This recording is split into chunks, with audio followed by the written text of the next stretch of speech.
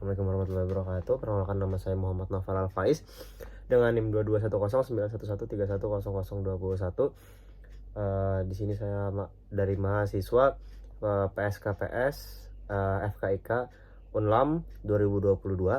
Di sini saya akan menjelaskan tentang anatomi tulang pada tubuh kita. Yang pertama untuk ekstremitas atas terlebih dahulu. Jadi untuk ekstremitas atas yang pertama, dia ada os clavicula. Setelah itu ada os scapula di belakang, pada bagian belakang. Setelah itu bersambungan ke os humerus. Setelah itu pada os humerus dia bersambungan lagi, ada dua lagi, yaitu ada os radius atau radialis dan os ulnaris. Setelah itu kita lanjut ke pergelangan tangan. Di pergelangan tangan ini ada banyak tulang. Yang pertama ada os scaphoideum. Setelah itu ada os lunatum. Setelah itu ada os pisiform, ada os hamatum, ada os capitatum. Setelah itu ada os trapezoideum dan ada os trapezium. Setelah itu kita lanjut pada jari-jari.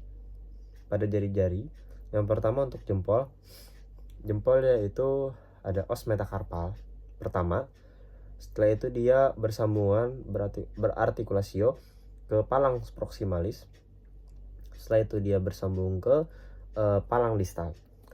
Untuk yang kedua ada os metakarpal kedua. Setelah itu di sini ada phalanx proximalis kedua. Di sini ada phalanx media kedua. Yang di sini ada phalanx distalis kedua. Setelah itu yang ketiga di sini ada os metakarpal ketiga. Setelah itu ada phalanx proximalis ketiga, dan di sini ada phalanx media ketiga dan phalanx distalis ketiga. Nah, setelah itu di sini juga ada phalanx os metakarpal keempat. Di sini ada os metakarpal keempat. Setelah itu phalanx proximal keempat, phalanx media keempat, dan ada phalanx distalis keempat. Dan di sini yang terakhir, pada jari terakhir, os metakarpal kelima, phalanx proximalis kelima, setelah itu phalanx media kelima, dan phalanx distalis kelima. Untuk ekstremitas atas setelah selesai, dia bersangkutan aja, kanan dan kiri dia selalu berpasangan. Setelah itu kita lanjut ke ekstremitas bawah. Untuk ekstremitas bawah kita mulai dari panggul. Yang panggung panggul itu ada os ilium. Setelah os ilium kita turun ke os pubis. Setelah os pubis kita turun lagi ke os ischiae. Nah, untuk bagian belakangnya ada os sacrum. Setelah itu ada os sacrum, dan di bawahnya itu yang os sacrum tadi seperti kupu-kupu. Di bawah os sacrum tadi ada os coccygeus. Nah, setelah itu panggul tadi berartikulasio ke os femur, yaitu tulang yang paling kokoh di ekstremitas. Nah, setelah itu kita lanjut ke os femur bersambungan dengan os tibia, dan di samping os tibia, atau yang disebut juga ada tulang kering yang lebih tipis dari os tibia, itu namanya ada os fibula. Setelah itu kita lanjut pada jari-jari kaki. Pergelangan kaki dulu. Untuk kaki yang pertama ada talus, os talus. Setelah itu ada os calcaneus.